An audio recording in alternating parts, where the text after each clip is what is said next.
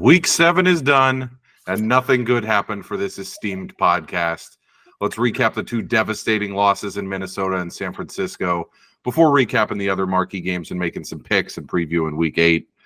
Joey, we'll start with the Vikings. I'll spare you off the top. An extremely hard-fought loss for our guys.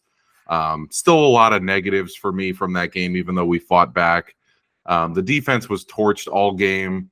I thought the two critical Lions blunders kept it a close game. Obviously, the Montgomery fumble that was returned for a touchdown, and then Dan Campbell going for the fake punt at his own 30, like 1 minute into the game and not getting it. Like, say they do punt in the first quarter and say Montgomery doesn't fumble, we could have lost by 2 touchdowns.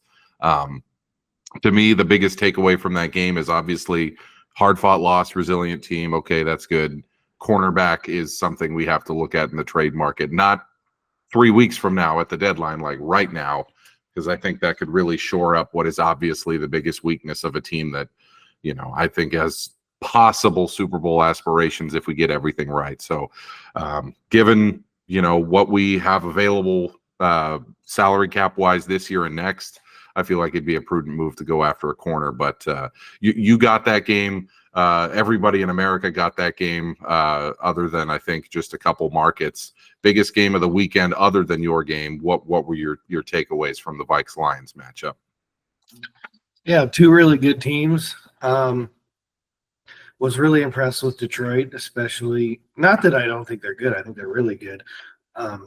Just impressed that emotionally after losing Aiden Hutchinson, they rallied a tough road game.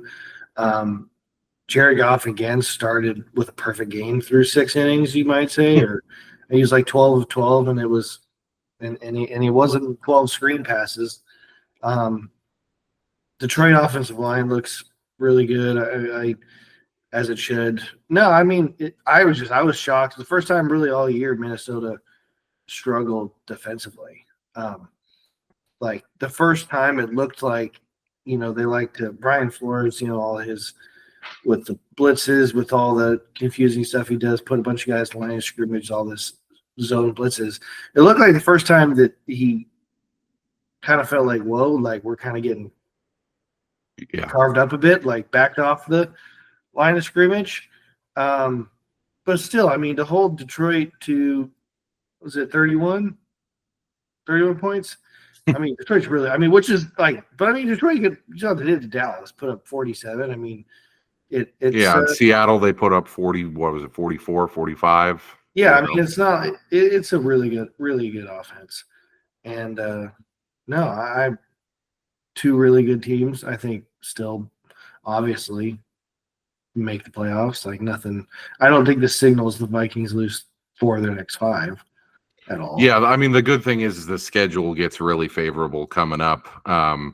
If it was the other way around and we started off with an extremely favorable schedule and then it got hard, it would feel like, oh man, this thing's going to spiral. But upcoming schedule is pretty soft, thankfully. So I think maybe we'll be able to get right if, we're able to get obviously TJ Hawkinson back. They thought he would be back for this game. He wasn't. I'm hoping he's there Thursday.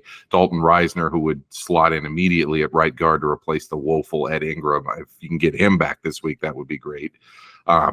Just crazy for me that we were up 10-0 within, 4 or 5 minutes of the game starting, and, fake punt, don't get it. Immediate Aaron Jones touchdown. We get the ball back after a 3-and-out, immediate field goal. You're like, here it comes again. Vikings are going to be up, 31-7, and then they just need to put it on cruise control the rest of the way. But obviously this is, as we look back at the schedule, the Lions are clearly better than the Niners, the Packers, the Texans. Like, they are a very, very good team. So all things being equal, I'm very, very worried about us being able to compete in the division, given with how good the Lions are and how the Packers have looked, them being 5-2 now as well. But, you can't complain, 5-1 through 6. What you can complain about is the Niners, who are now 3-4. Sorry, we got to talk about this one. I know this is one that you'd rather just pretend didn't happen, but I mean, you texted me. I missed a lot of the games yesterday, and you said the Niners are looking at tee times. When I hear you say something like that, or something like 1-2-3 Cancun or whatever, that is usually a telltale sign of a team that you think is going nowhere. And I mean, I'll just give you the floor here. It sounds like you're really, really about to fade this team. Yeah, it's hard to. I said D times. I don't mean that at all. Like I think they quit. Like how especially the 1-2-3 Cancun references. But this team is. It's just not what it's been the last couple of years. We've said it. Everything in the offseason has rolled right into the regular season with the noise, and it just does not look the same. And if they were ever going to beat Chiefs, ever, it was going to be even with the injuries we had eventually, and then during the game, I thought we would play this game with Ayuk the whole 4 quarters, and I didn't know Deebo Samuel, would end up in the hospital that night or whatever he went there for being sick. But still, just some of the same stuff. Special teams is a complete disaster. And that's even on a day that usually the better team, and I would still say the Chiefs, as they should be, even with their injuries, obviously they're undefeated. They're a better team. Usually the better team just wants to play a regular game.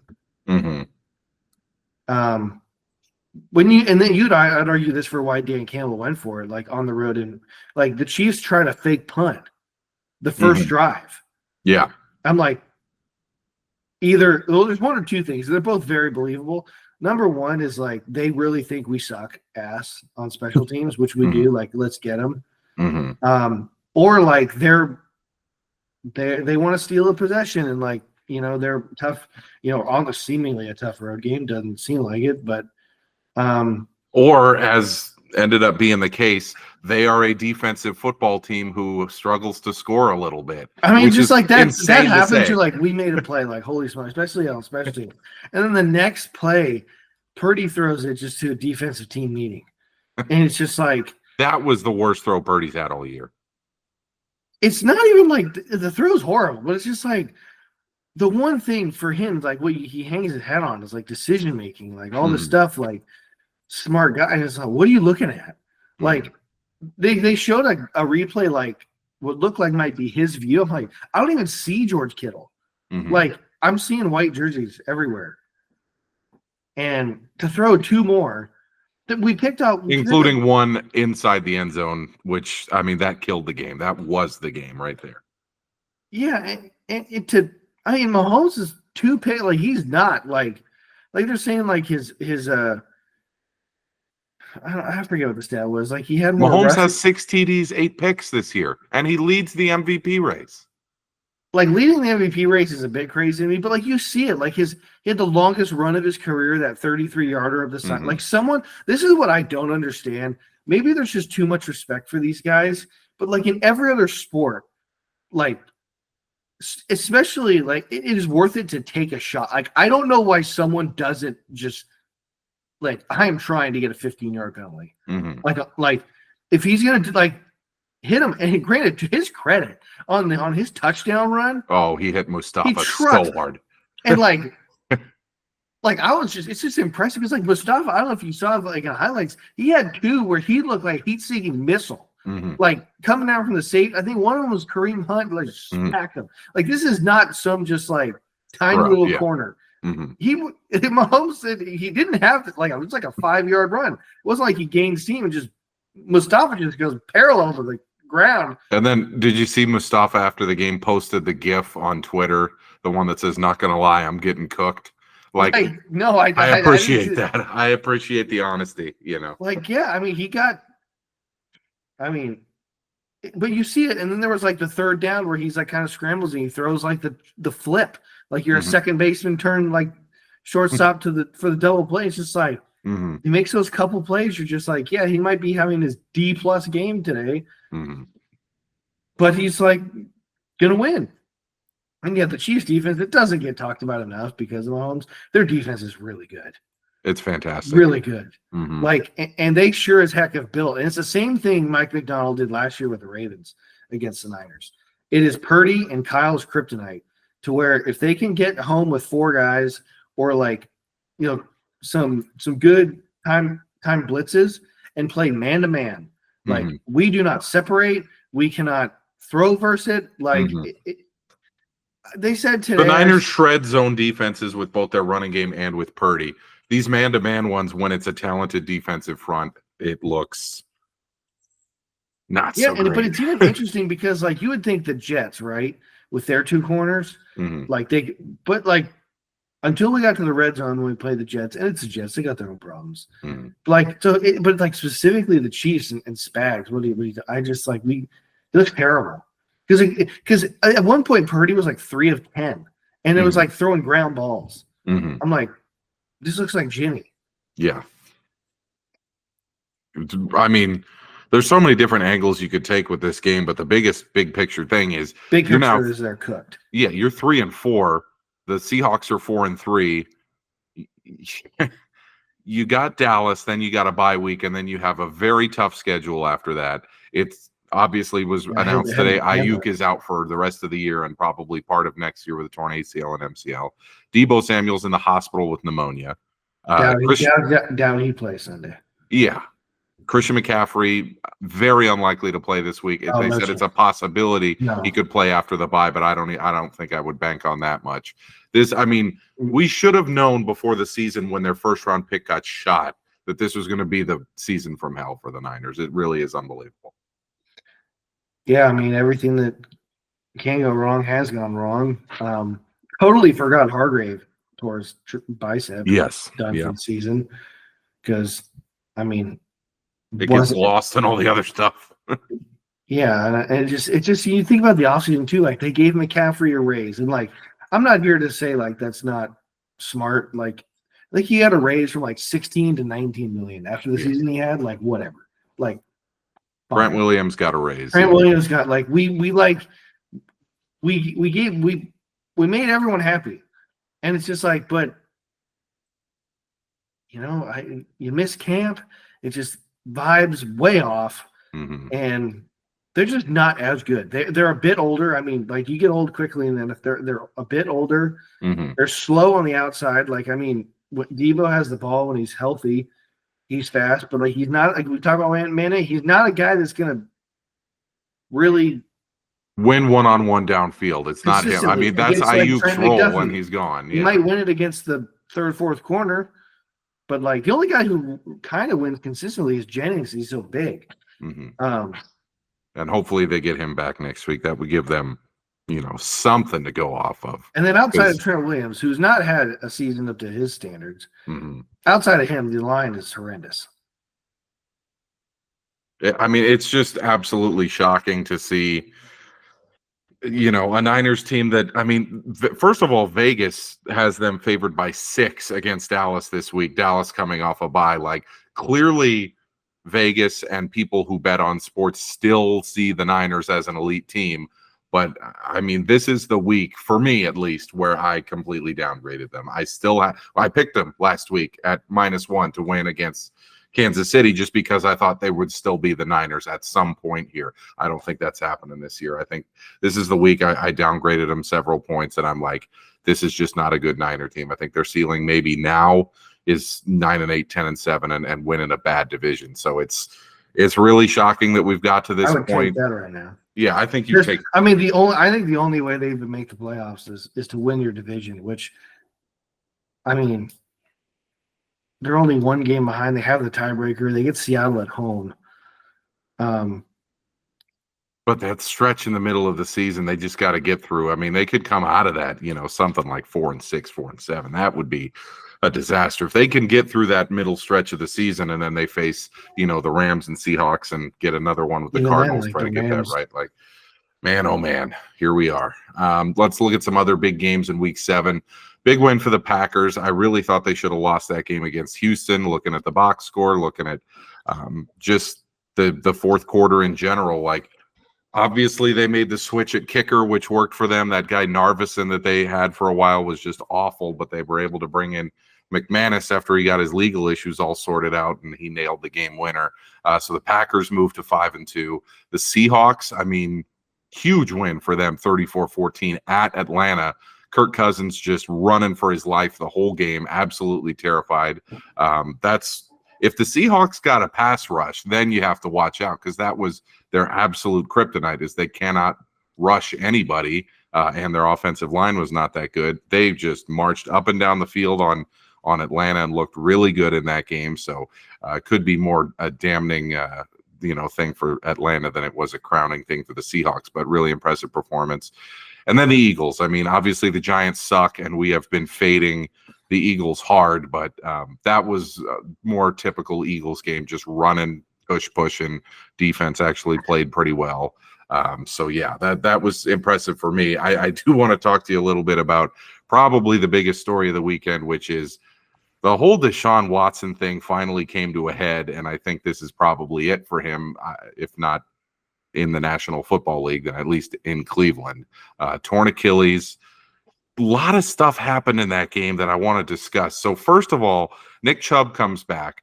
So you go to Niner games quite often, and they announce the players as they're running out. So they announced Nick Chubb second to last. And man, the place went fucking nuts. He's coming back after that. Who's after him?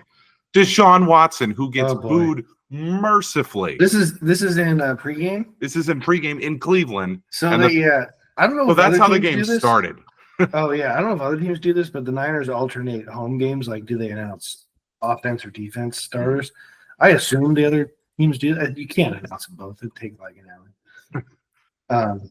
But yeah, usually it's always the quarterback. It's been Jimmy. Now it's Purdy, and on defense they announce Bosa and Fred Warner's last.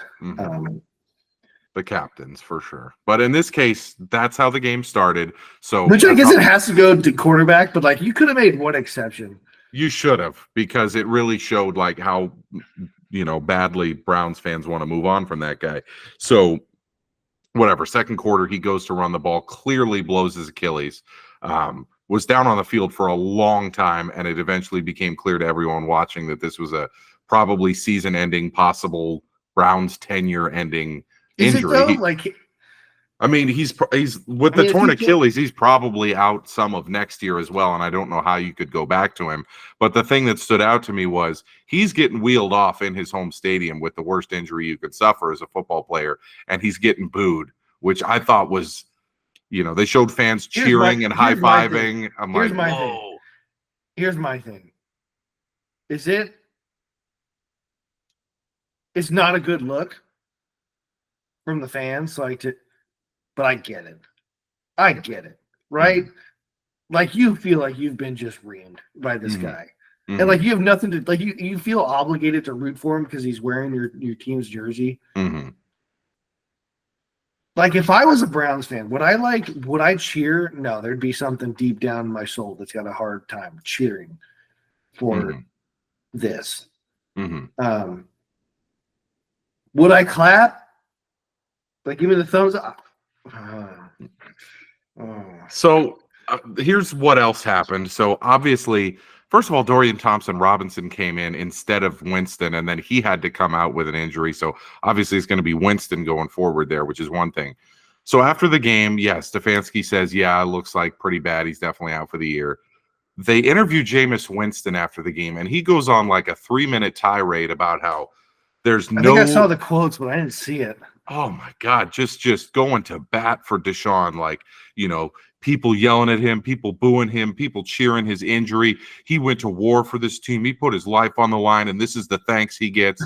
This whole situation is, they said it on the Bill Simmons podcast today, this was the least fun football story maybe ever. So he gets traded to Cleveland in probably the worst trade ever, signs one of the worst contracts in the history of sports, plays awful, ends up registering 27 sexual assault allegations and 18 games played. The horrible football, by the way, as well. Like, this is that's probably the end of the whole Deshaun Watson saga, and man, that was just. I mean, his career is over. Nobody's going to take him on just because it's now been. It'd be hard to take him on if he was playing at a Pro Bowl level. Yeah, and it's been 5 years since he was good enough to be worthy of a roster spot, given all the other bullshit in his life. So, adios, Deshaun. really don't blame the fans for their behavior, because obviously what Watson did is 100 times worse. But man, that situation just finally came to a head, and I feel like every fan in Cleveland right now has to be like breathing a sigh of relief, like finally we can move on from this nonsense. One other thing I wanted to talk about, obviously, was the Commanders. They're a half game back of the 1 seed at this point. They're 5-2, and then the Vikings and Lions are tied at 5-1. Obviously, Jaden Daniels got hit in the ribs, and he may miss this week.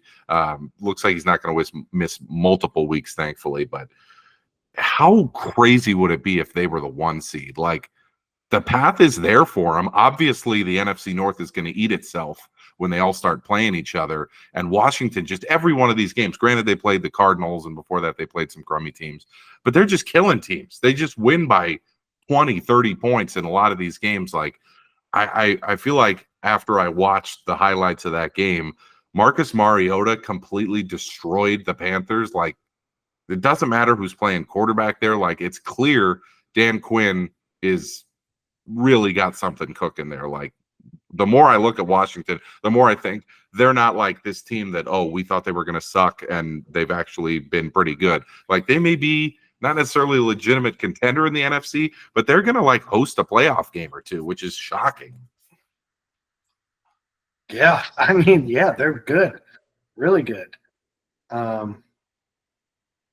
Little bit of breaking news. The Cardinals win on a walk-off field goal 15-14 or 16-15 against the Chargers. We're recording late on Monday night. Also, Jamison Williams, the wide receiver for the Lions, out for 2 games for a PED suspension after missing 6 games for a gambling suspension last year. So a lot going on in the world of sports right now. But I saw, I forgot I thought it was something with him. I was like, what? Yeah. Absolutely nuts. Like, it never stops. Like, the games are going late because they do these 2 Monday night games. There's always news breaking. First it was Ayuk and Deshaun Watson, and then it's now Williams is suspended. There's always going to be something that grabs the headlines. I'm sure we'll have more before the podcast is over, but it's pretty crazy. Let's go into our Week 8 preview. Then we'll crown a bum of the week, give you 5 picks, and get out of here after this disaster of a week for the Vikings and Niners. They play at home against Dallas on Sunday Night Football. It's a must-win. They're favored by 6. Stunning to be at this point already. When you look at this team right now, is it just one of those where, I mean, obviously as a fan, you still have that thought in the back of your mind, like, you never know when you're going to win the Super Bowl, when you're going to have a chance. Like, you have to go for every season where it's even conceivably possible. Do you want them to explore the trade market, or is this just a season where you're thinking, oh, it's time to punt and maybe look towards trying to save some cap for another run next year? See how this Sunday goes. I mean, if they lose Sunday, it's punt the football on the season. But if they win, I mean, I don't want them going after, like, you know, big name, big money players. Yeah, like a 2 seconds for Garrett Wilson or something like that. Yeah, no, that's stupid. That would be dumb. Anything like that. I mean, maybe somebody that can help us this year and like under contract, like, you know, but I wouldn't trade any 1s or 2s. Mm-hmm. Like, they need that. They need to get younger. They need to get cheaper. And then just big picture is just like, how does Purdy look the rest of the year? I mean, because theoretically the contract he would get would be after this season. Yeah. I mean, yeah. So it just is like, I mean, it's some of these games, it's just like, yeah, do you make him $60 million? Specifically to this Dallas game, like, is this one where you're terrified going into the game, or does that thing of you having Dallas's number still? No, honestly, what I'm not as, like, I don't know what the right word is, stressed. So like when I feel like the season's already got a fork in it, so it's like I'm still confident. Like, if some of these guys play, like if we get Jennings back, or like I guess potentially Devo, but no, there's no way. And I'm trying to think who else would even play. Like, you can't come. I mean, Mason's clearly, his shoulder injury wasn't that serious. He actually looked pretty good in that game, you know. But yeah, yeah. I mean, if they win, I mean, because Dallas is hurt too, and I do think there is some sort of like ownage, I guess you could say. The Niners have on Dallas, but if you're Dallas, you're thinking if there's any time to get him, it's now. Mm-hmm. But just interesting. I'm interested to see like the crowd. Like it feels a little bit like last year where the Vikings were. What was it? They were 5-4 after the whole. They started 1-4. They go on this win streak, and then Kirk tore his Achilles, and like every game after that just felt like, oh, if we win, cool. I'm expecting a loss, or I'm expecting this season to be toast. Like it feels like you're not quite at that point yet, but you're getting there to where it's like a win is great, a loss is just now I can win 4-4, give up. Yeah, like at worst we're one game behind Seattle.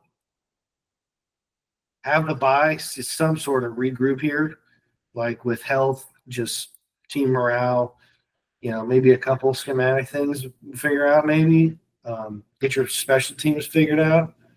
Yeah, they got to get Wishnowsky out of there. Worst punting average in the league and the worst. My uncle sent me the video of the onside kick. I mean, worst onside kick in the history of the NFL. I didn't even see it. Honestly, I didn't even see it. I mean, he almost missed the ball. Yeah. I mean, the ball moved maybe 2 yards. Like that guy, get that guy out of there. Make some we're on changes. Our third kicker, like you mentioned, the Packers. We have Carlson. And he didn't look that bad. Well, he made a 55-yarder. I missed that. Classic. Ding the post on the extra point. But yeah, the 55-yarder was like, okay, great. I mean, his brother's pretty good, so they probably were like, just bring him in. But yeah, special teams, like the punt return was just like, you see two guys just fall. Mm-hmm. It's just, it happens every game. It's like a punt. It's like, I feel like, there's some people like, let's punt. This one's about to be inside the 5. Like, good punt, good coverage. And I'm like, boy, if this is about to end up on our own 30. Yeah. And we're punting from the 35. You just want, as a Niner fan, just only one bad special teams play per game would be a win. Like, that's what it's gotten to at this point. Because every time I watch, I'm like, out of bounds. Yeah, at a certain point, I mean, clearly they can't get it right. I don't know what else they could do other than change in personnel at this point. But must-win game, Sunday Night Football. I do think Kyle's a bit loyal to some of these guys. Mm-hmm. Like, let's start. Maybe you get Moody back. Maybe you switch punters. Put someone a little more professional on the gunner team, because nobody's making tackles. I saw the play that you were talking about where it's just like there's nobody there. Like they're on the ground. They're both have fallen down. That's one play I'd like to see, like a punt, and then like a gunner just like make the tackle. Yeah, haven't seen that in a few weeks. Like, going further into week 8, let's talk about the Vikings game. I'm gonna go. It's at the Rams on Thursday Night Football. Last few times I've gone to Vikings games, it's been heartbreaking losses. I'm hoping I finally get to see a win. This suddenly feels kind of must-winny despite only being 5-1. I think the Lions are going to go on a run here. Obviously, we're only a half game ahead of the Packers. They have looked really good. Obviously one of their losses came with their quarterback injured. The other loss came on that, kind of a joke of a field up there down there in Sao Paulo. So it's like, obviously, like the division is very good. We got to win these games against teams that we're better than, and we are better than the Rams. Strong possibility Cooper Kupp is back. It looks like he had a full practice today. Looks like Puka Nacua probably on the more negative side of questionable.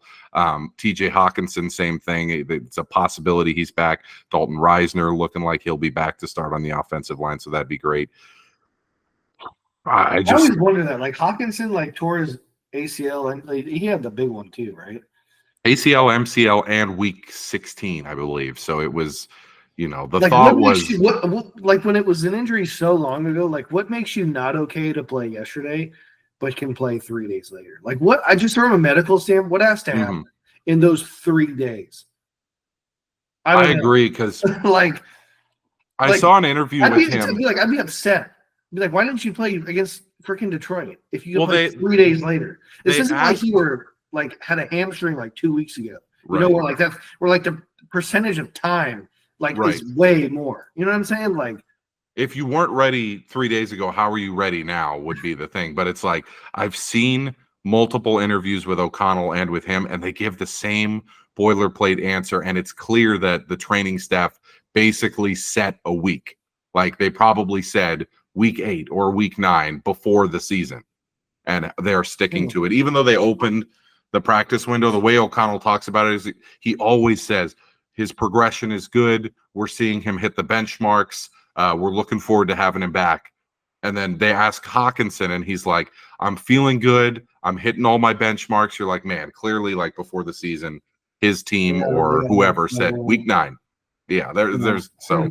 I mean, hey, it's smart. It's smart, I guess. I just find don't want to rush him back, but man, we need him because we need another option right now. With I think Jones is a little dinged up. He's looked really good, but we traded for Akers because obviously Ty Chandler, every time that guy touches the ball, he's a liability to fumble it. And he's just, I'm not a big fan of the dude. And then from tight end position, Josh Oliver's a blocking tight end. Johnny Munt has had a few nice catches this year, but he's a blocking tight end. We need that extra element on this team. Someone for Darnold to throw to over the middle, because everything is just, it's either Jefferson deep over the middle or it's, a really short route to a guy like Addison or Jalen Naylor. Adding that middle of the field guy would be huge. So I hope we get him back. We're favored by 3. I think, like I said last week, we are the better team when we play these, we play the Rams, then it's like Arizona, Atlanta, Chicago. I'm like, all these games, we got to win most of them if we're going to keep pace in this crazy NFC North. Let's look at some marquee games for week 8. Philly at Cincinnati becomes a big one. That's 4-2 at 3-4, and yet Cincinnati is favored. Since he's doing it again, they started 0-3, and everybody wrote them off, and they're 3-1 in their last 4. Haven't exactly been, lighting it up, but Burrow has looked excellent. Atlanta at Tampa Bay, obviously both teams laid an egg this week, but that game's for first place in the South. Buffalo at Seattle. I mean, Buffalo's riding high. They now have a 3-game lead plus the tiebreaker in the division. So I just don't see how Buffalo doesn't win the East there. And now the Seahawks are in first place. So good for them. And then Chicago at Washington. I had that as probably the game of the week until the Daniels injury. So that's unfortunate. It looks like it'll probably be Mariota there. Joey, let's go to your Jack of the Bum of the week. A lot of candidates this week that are near and dear to your heart. The Niners special teams. We talk about them week in, week out. At some point, they're going to win this award. We'll see if it's this week or not. I personally would have given it to Dennis Allen. I have no idea how he is still the coach of that team. I would have fired him on Friday morning. I get that your quarterback's hurt and you got a lot of injuries, but you want to talk about a QUIT football team.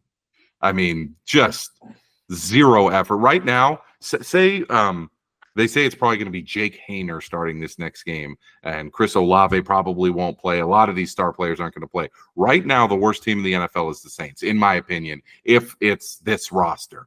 Like, until they get all these dudes back, like they're missing, who was it? It was Lattimore. It was, Olave. It was the Rashid Shaheed is now out for the year. I believe both starting defensive tackles and both starting safeties also injured. It's like, the team is a mash unit. They got crushed by Bo Nix. Like, clearly, this is one of the worst teams in the NFL, and they've quit on that coach.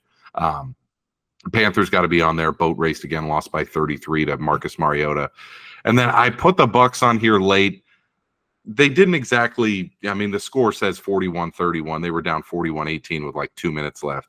I just threw it on there because of that whole Godwin situation. Todd Bowles playing all of his dudes in mop-up duty and, less than a minute left, down by 13 points, and Chris Godwin is out for the year, probably longer, with one of the worst injuries I've seen in a long time. And it's like, good job by you, Todd Bowles, playing all your dudes in an unwinnable situation. But you're going to go with a team that they deserve it. They deserve it. Yeah, the 49ers special teams are a bunch of bums, but they're not the Jack and the Bum of the week. That goes to the New York Jets. Because by any fancy stat metric you want to do, they're just awful at everything a football organization needs to be good at. And it started in the morning. You get news that Hassan Reddick has signed, which should in theory be a good thing. But like I saw he negotiated it with the owner. Like, so what's the GM doing? Like, does he have any say in his own football team at all? I don't know. The whole thing's just weird. The owner has now gone around the GM to both fire the head coach and sign Hassan Reddick. Yeah, exactly. And then you get to the game, and like Pittsburgh's good. Pittsburgh, tough place, good team. Like Mike Tomlin, like okay, but like to get just hammered, especially in the second half, by They gave up 31 unanswered. by Mr. Unlimited in the first start, who, by the way, to be fair, looked good. Evan texted me, "Let Russ cook." Little shaky to start, but hey, Might have been the best he's looked since Seattle. I mean, yeah, that's Steelers country. Let's weld. Yeah, exactly. No, and then like, you know what honestly made me want to vote for them for this? Not vote. This is not a democracy. This is a dictator. This is Joey's bomb. Devontae Adams been there like 7 hours and was like, do you see the comment? He's just like talking to the media. He's like, we got too many weapons out here. You're looking like this. I'm like, welcome to the freaking Jets, Devontae. Mm-hmm. Like, you do have enough. Like Rodgers looks terrible. Like, he looks 400 years old and not 40. I like to Garrett think Wilson. Did you see the interception where it hit him right between the numbers? I mean, oh my God. Like, I honestly like don't hate the Jets, but like I like it when teams that just aren't run very well aren't successful, because it's just, I don't know. Like, it feels fair that this would happen to a team constructed this way. Yeah, exactly. It's just like, okay, just like Pittsburgh, like we laugh at like the 8-8, the 8-8, the 9, and whatever the Tomlin, like, you know, like you could say it's just like kind of been an average like last a little bit. But like you can never say the Steelers aren't like well run. Like you can't say, trying to think. Like obviously the Chiefs might have the best. The Niners. You don't want to say it, but it's true. I mean, it's been a half decade of excellence. It's hard to say with your own team because you're just like the Vikings. I'll say it. Too many stuff. Yeah, other than the year where our quarterback tore his Achilles, we have been competitive. Between Harbaugh and Kyle, we had Jim Tomsula and Chip Kelly and the Ravens stuff. Oh, the Ravens. Yeah, Ravens. Yeah, it's just like, yeah, and Packers probably. I mean, it's hard to say. They don't count as much. They don't have an owner, but like, yeah, I mean, the Seahawks. Everyone laughed at them. Yeah, Seattle. Everyone laughed at them when they got rid of Russ. Everyone laughed at Packers when they were like, we're gonna get rid of Rodgers. We're tired of this. Like, well, who's laughing? Like, Seattle's fine, like Packers are better than fine. And it's like, yeah, with the Jets, it's like you do move this for Rodgers, then you get like Devontae. Oh, it's just like, nope. It's not how football works. This isn't the NBA. Like, you got to build. That's like the best thing I could say. It's like the Niners this year operate like an NBA team. We're like, we're going to pay everybody. Like, we kind of let Ayuk put us in a corner in the offseason. Like, and the Jets have just gone full NBA team and trying to build a big three that has all the power in the world. Mm-hmm. And because of that, I want to, I don't want the NFL turning into the NBA. It won't. It never will. But yeah, I just can't stand it. And I mean, they're like this. They're like this next week a must win. I'm like, they're 2-5, right? Mm-hmm. No, I mean, they have got like 4-13 written on it. It does, because they play at New England this week. If they win that game, then it's like, cool, you got to win again the next 2 weeks. If they lose that game, it is over.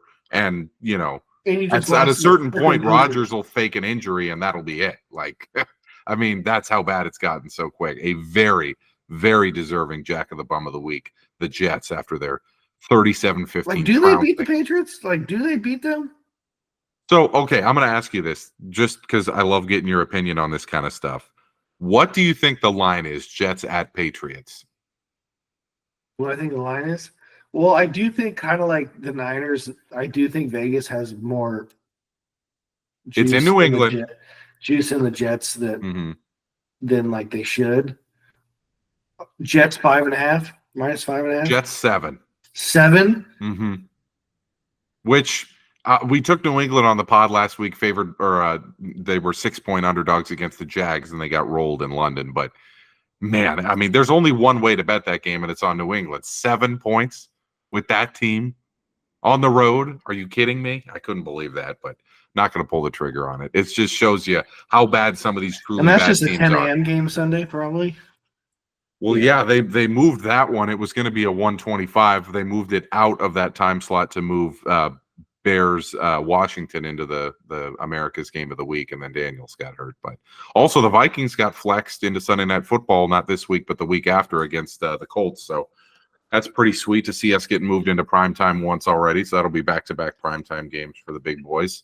Let's go over to the You Like That picks of the week. Another winning week. That's 3 in a row. We're 19-15-1 on the season now.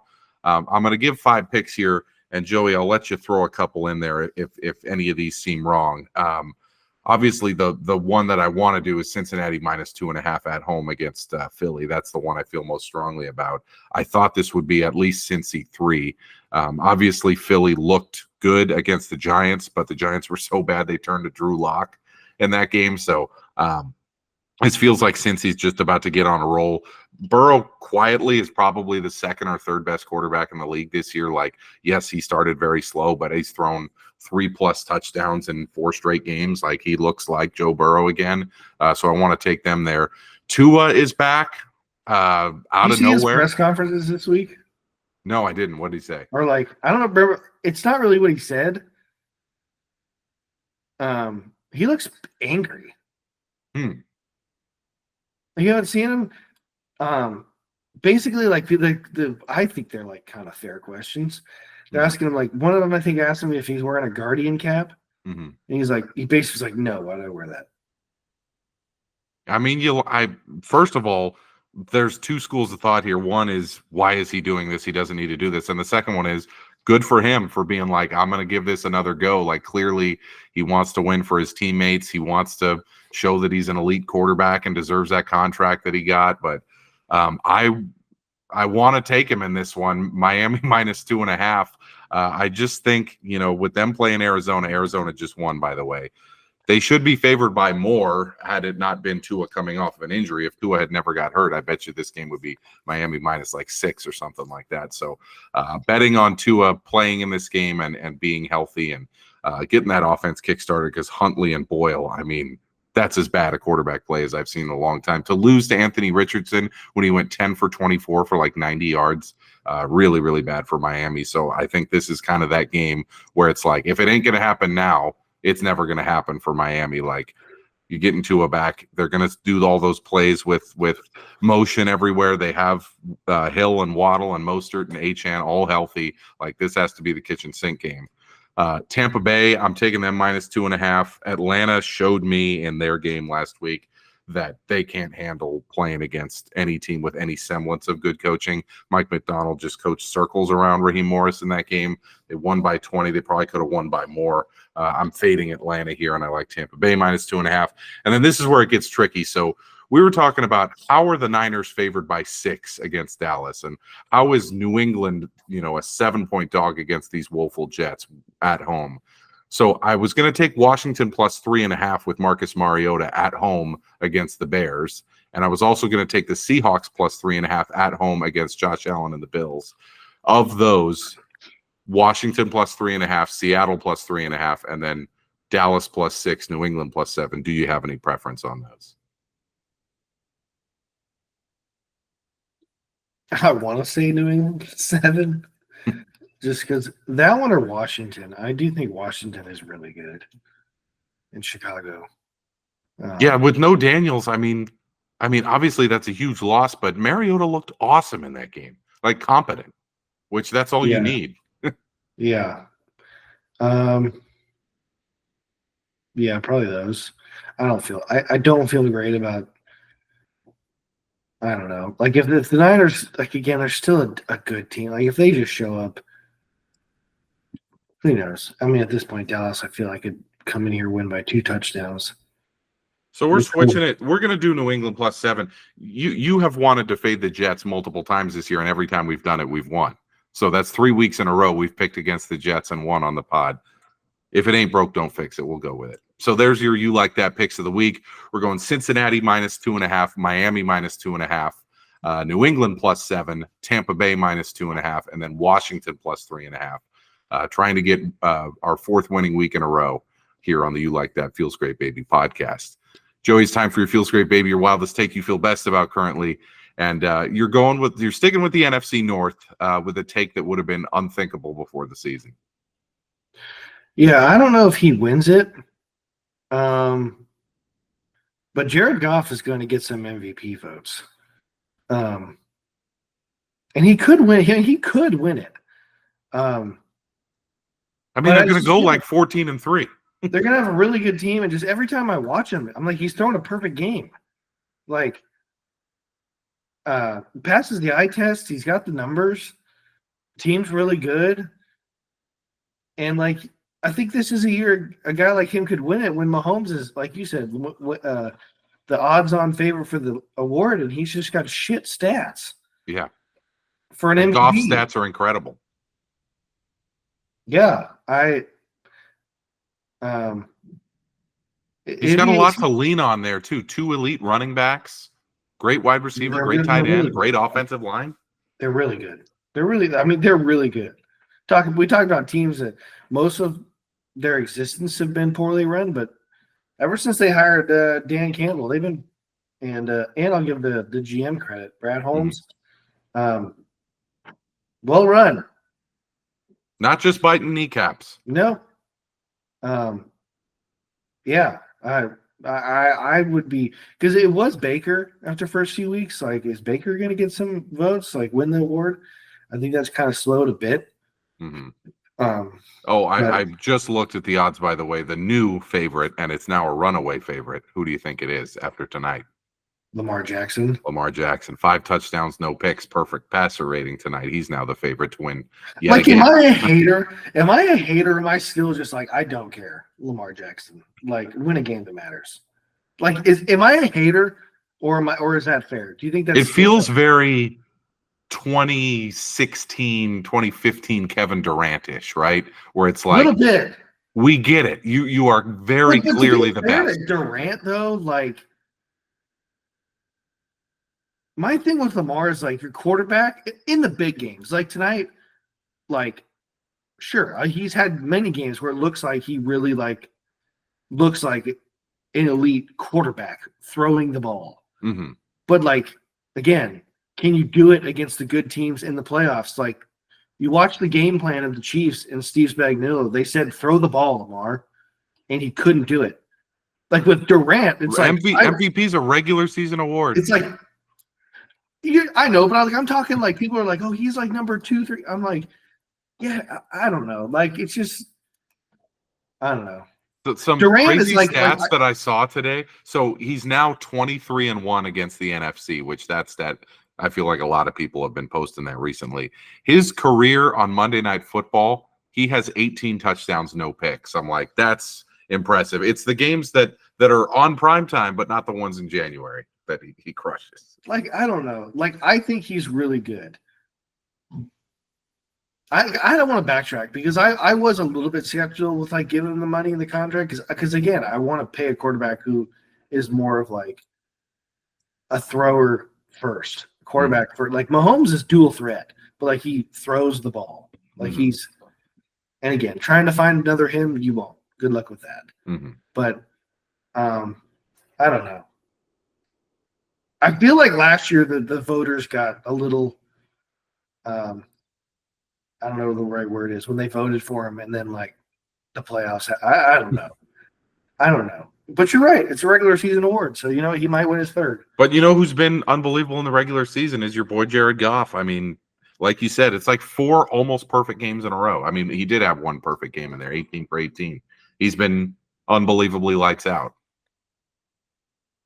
You know, he's that statuesque quarterback that like the league is trying to give up I on. root for And it's Jim just- partially because I do. It's like the human element. I feel like he was, rightfully so. I mean, hey, they got Stafford and won a Super Bowl, but like kicked to the curb by the Rams. And just, I don't want to be a league that like a guy like him is seen as just like this bum.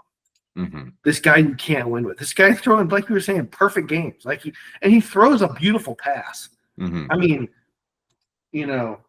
like same thing with like Cousins, like all these other guys. Like it's like, I don't want to be in a league where these guys are seen as like poop. Yeah, just because they're not Mahomes. It's like we're in this era where it is starting to feel a little bit like Tiger Woods in the early 2000s, where it's like there's this one guy, and then it's a rotating cast of guys who want to challenge him and just can't. Like we're going on 5 years in a row. Colts. They draft Anthony Richardson thinking like, oh man, look, this guy's got Mahomes. You got like the arm, the legs, and it's like, no, this guy just sucks. You can't hit the broadside of a barn. They're like, we can't wait for Joe Flacco. Yeah, second best quarterback on his own team, and unbelievable. But good take on Goff, because I mean, if I was going to bet this week, him at 9-1 has got to be my bet. I'm not going to bet Lamar at plus 175 or Mahomes at 4-1. I mean, clearly Goff would be the bet there. That's pretty good value. He's just been excellent, and obviously his team.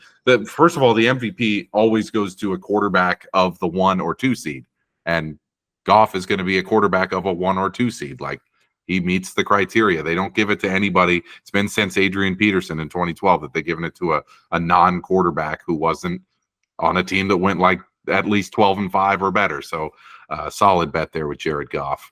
Let's close the pod. We're going to keep this one short and sweet with how shitty it went for our teams this week. Major League Baseball, which I hate them for what they did to my A's, but they got what they wanted. They got the World Series they always wanted. Ohtani against the Yankees. Obviously, it's big news down here in LA. I got a lot of Dodger fan friends down here. I got some Yankee fan friends who they all want to go to the game. Prices to get in to sit in the 4th deck at Dodger Stadium start at $1,400 for game 1. I just cannot believe how expensive that is. The demand for this series, it's the first LA versus New York World Series since '81. It's exciting. I mean, I'm very mad at baseball for what they did to the A's, and I'm done with going to games and supporting this bullshit. But man, you can't deny that this is probably going to be the most watched World Series since we were kids. Since there were these dynasty teams like the Yankees in the '90s. Yeah, I was hoping it'd be the Mets, but and Cleveland. Stephen Vogt wanted to see him. I saw, like, I've been watching more baseball as playoffs than I have in a while, just because I don't know.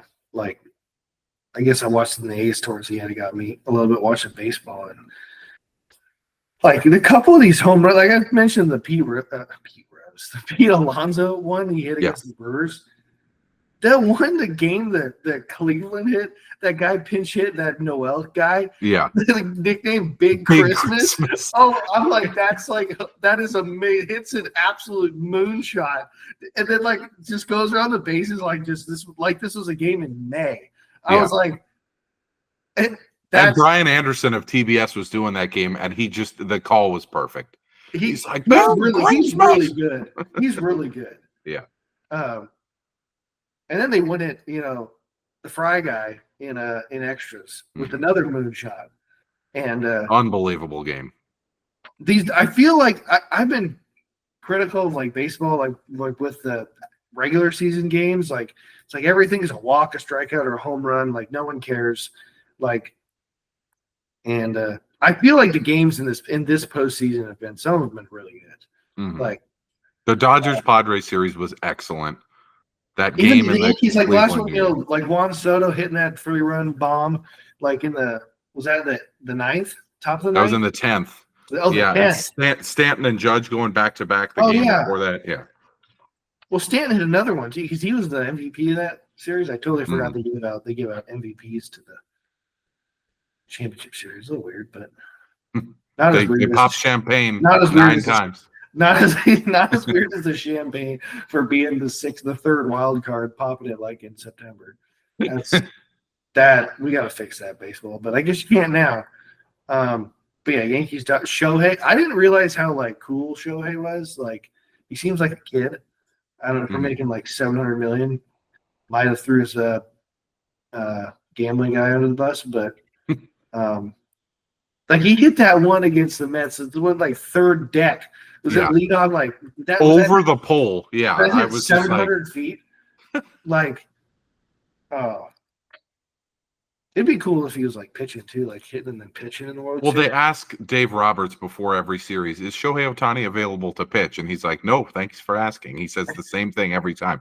Like, if it gets to game 7, and obviously the Dodgers have a horrible pitching issues right now with like everybody's hurt. They do a bullpen game they're probably going to do a bullpen game for game 4 of the World Series because they just don't have the arms. They got Yamamoto and Flaherty, and then Walker Buehler can only go like 4 innings. There's some rumors that they may bring back Kershaw or Gonsolin or one of these guys. That's what I keep seeing Kershaw. I'm like, is he even on the team? Like playing? Well, he's supposedly hurt and can't play, but there's like this thing where they're like, hey, maybe, because they really only have 3 starters with functioning arms right now.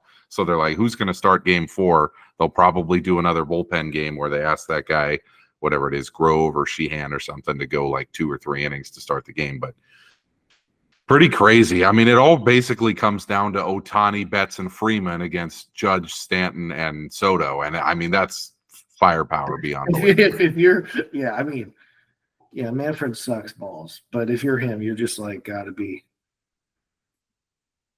like, like you said, I mean, thrilled. It doesn't get better than this in the world, like with the Yankees, Dodgers.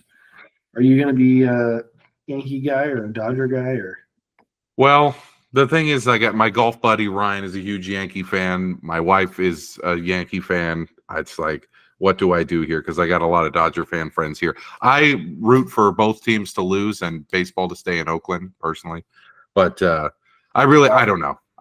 I guess I'd rather see the Dodgers win just because the Yankees have won 27 times, and who wants to see the evil empire win yet again? But these are the teams with the second and third biggest payrolls in baseball. It's like, this is what it should be. If the league is functioning properly, is these teams that spend gobs of money on guys like Soto and Stanton and Judge. I mean, Judge, what is it? Judge, Stanton, Ohtani, Betts, Freeman, and Garrett Cole in this series are all making like over $40 million a year. It's like, this is what it should be.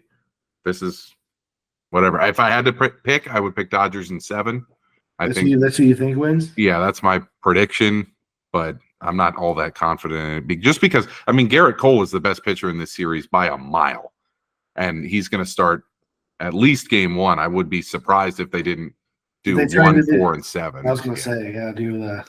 Like Cleveland did back in 2016, where they did Kluber 1, 4, and 7. Like, I feel like that's the way to do it. The guy's getting paid $50 million a year. If you're not going to use him like a workhorse now, especially, I think he only threw like 60 or 70 innings in the regular season. I would tell him, like, this is the World Series, dude. Like, you're going to pitch games 1 and 4, and then, like, we might give you a day off game 5. You're coming out of the bullpen for, like, 4 innings, 6 and 7. Yeah. Like, yeah. Like, didn't the Giants do that with, like, Bumgarner, like, against the Royals? They're like, this guy's coming out, like, in the 5th, and then he went, like, the rest of the way. Yeah, he threw 5 shutout innings in game 7 of the World Series, which horrible memory, but yeah. If you're not going to do it now, what's the point of signing a guy like that? It's like, if the Astros had made the World Series, that's what they would have done with Verlander, not this year, but in previous years. Yeah. Where it's like, this is why we pay all that money. That's what Washington did with Strasburg, and then his arm fell off and he never pitched again. But they were like, in 2019, they were like, hey, man, you're going to throw like 30 innings in the World Series because you're getting paid $45 million a year. So it'll be a great series, fun to watch. Hopefully next week is. So games 1 and 2 are Friday, Saturday night in LA. Yeah, that's why the tickets so are you so got the expensive. Rams Thursday night. Your Vikings Rams. Yeah. Friday night, Dodger Stadium for the World Series with the Yankees. Oh, traffic will be fun. Mm-hmm. 5 o'clock start Friday for Yankees Dodgers. Yeah, if you go into that game, leave your house at noon. to get there in time. And then you're not going to be home till midnight. So, yeah, it's going to be mayhem down here. I'm going to go to the Vikings game, and I live with no traffic about a 25, 30-minute drive from SoFi. And with traffic, it's like an hour 15. I'm going to leave here. The game starts at 5:15. I'll probably leave at 3. You know, you never know down here. But if you're going to go to the Dodger game, I mean, I've been texting about this because I have so many friends that want to go to the game. But like when the tickets start at $1,400 and to sit relatively close to home plate, you're talking $2,500, $3,000 a ticket. It's insane. I mean, I just cannot believe how much that was. When I used to buy the full postseason strips as an season ticket holder, like you would pay a flat rate for every possible game that could happen. And I remember being shocked back then. This is like 2012, 13, 14, 18, 19, 20, whatever, when they were in the playoffs, and they would send me my strip, and I would be like, this is so cool. I get to see what a World Series Game 7 ticket looks like. But the face value on these, it's like wild card series, let's say $100, division series 125, championship series 200, and then World Series would be like 450 face value or whatever for good seats. This is very clearly the pricing model of MLB. Like I saw that they said the Dodgers are essentially going to make about $125 million per game in ticket sales. Like pretty nice. 125 million ticket sales per game for the World Series, because what they're charging for those seats behind home plate. I mean, you're talking, 15, 20, 30,000 a seat. It's like Super Bowl pricing. I just cannot believe what I'm looking at. Like I looked on SeatGeek just to see today, and it's like, if you want to be by the Dodger dugout, like it's 2 fucking Ford Fusions to sit there. It's 2 fucking, Chevy Corvettes to sit behind home plate. Like I cannot believe it, but that just shows you the demand for sports right now. Like it is the hottest commodity as it always has been. Mortgage my house if the Sharks ever made the final, and they did in 2016, and I saw they were like $900 a ticket. I was like, no. You missed Jonas Donskoi's goal just because of the pricing. Granted, I didn't have my adult job at the time, so maybe now, but like now those tickets probably more. Well, we went to the clincher in the Western Conference Finals, so that was good. I made a good business decision with that one because I bought those for me and my dad that before they won Game 5. Mm-hmm.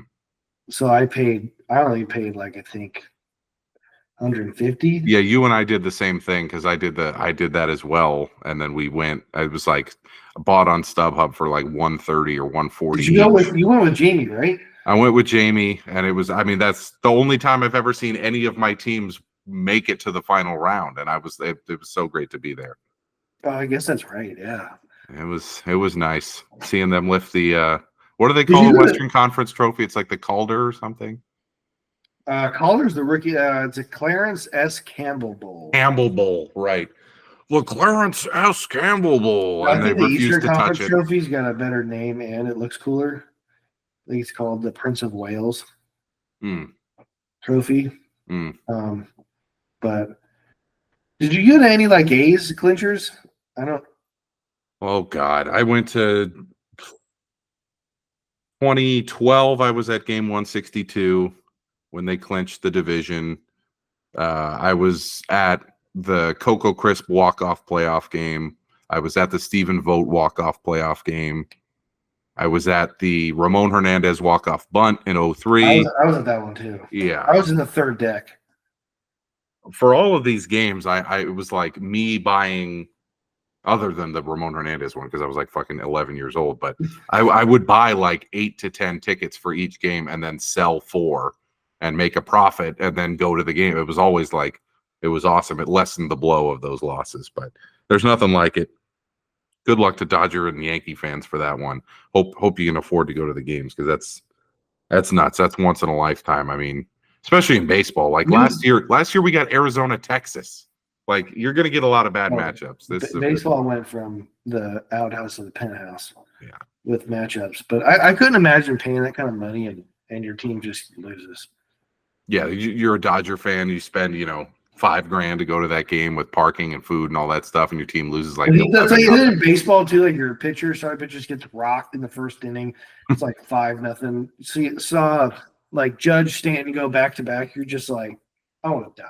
I went to this game last year with some friends from pickleball. They took me to really good seats at Dodger Stadium against the Padres, and the Padres had Sean Manaea. And one of the guys in our group is a Padre fan. He's so excited to go to the game, and we sat really low. I was like, wow, this is awesome. I actually get to sit in good seats at Dodger Stadium. Manaea gave up like 8 runs and got 1 out in the first inning, and the Padre fan was like, cool, see ya. Like, I'm going to go get my my Mango Cart beer, and I'll see you guys later. I'm like, that's baseball in a nutshell. Hopefully we'll have some more positive stuff to talk about next week. Vikings playing Thursday night football against the Rams. 49ers playing Sunday night football against the Cowboys. We hope to have some good news for you next week. Thanks again for listening with us on another episode of the You Like That Feels Great Baby podcast.